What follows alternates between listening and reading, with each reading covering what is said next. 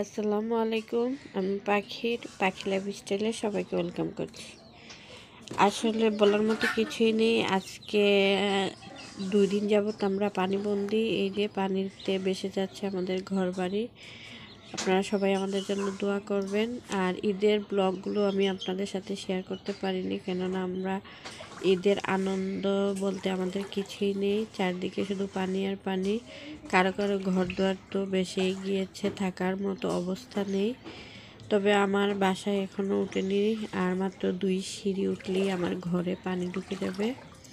আর বাহিরের অবস্থাটা একটু আপনাদের সাথে আমি শেয়ার করছি। পানিতে নেমে আমার কিন্তু পানি কোমর পর্যন্ত পানিতে নেমে আমি ভিডিওটা শ্যুট করছি। আর আমার যত ছোটো বাচ্চা আছে তাই আমি বেশি একটা ভিডিও করিনি।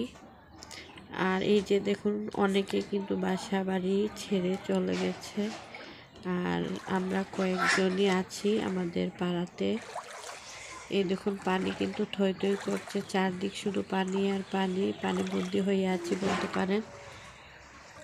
আর পানিবন্দি হয়ে আমরা অনেকেই কিন্তু অনেক কষ্টেই আছি। কারো কারো ঘরে তো খাবারের পানিটাও নেই, কেননা মোটর ছাড়া হচ্ছে না। যেহেতু চারদিকে পানি, মোটর ছেড়ে যে পানি ভরা হবে সেই অবস্থাও নেই। এই দেখুন, পানি রাস্তাঘাটে কিন্তু অনেক পানি, রাস্তাঘাট তলিয়ে গিয়েছে, চারদিকে শুধু পানি আর পানি। যেদিকে তাকাই আমাদের মনোকাঙ্ক্ষের পানি কিন্তু বিপদসীমার উপর দিয়ে বয়ে গেছে। আর এই তো উপর দিকে একটু পানি কম, কিন্তু আমাদের বাসার রাস্তাটাতে প্রায় আমার কোমর পর্যন্ত পানি উঠে গিয়েছে। আর এই পাশটাতে একটু পানি কম, কেননা এই পাশটা একটু উঁচু তাই। আর সামনের যে পাশটা আছে ওই পাশটা তো আরও বেশি খারাপ অবস্থা। এই যে দেখুন, একটি লোক এদিকে আসছে, তার মুখ পর্যন্ত, গলা পর্যন্ত পানি বলতে পারেন। এই তো এখন উপর দিকে চলে এসেছে, এখন পানিটা একটু কমে গিয়েছে। ওই পাশটা আর একটু নিচা, প্রচুর নিচা বলতে পারেন, গলা পর্যন্ত পানি।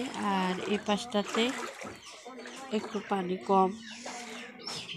আর অনেকেই কিন্তু খুবই করুণ অবস্থায় আছে। কেউ বাসায় ছেড়ে চলে গেছে, আবার কেউ কেউ বাসাতেই পানিবন্দী অবস্থায় রয়েছে, কিন্তু তাদেরও অবস্থা তেমন ভালো না। খাবারের পানিটাও পর্যন্ত অনেকের বাসায় নেই, রান্নার ব্যবস্থাও নেই। খুব কষ্টে আছে। আপনারা সবাই দোয়া করবেন আমরা যাতে এই বিপদ থেকে রক্ষা পাই।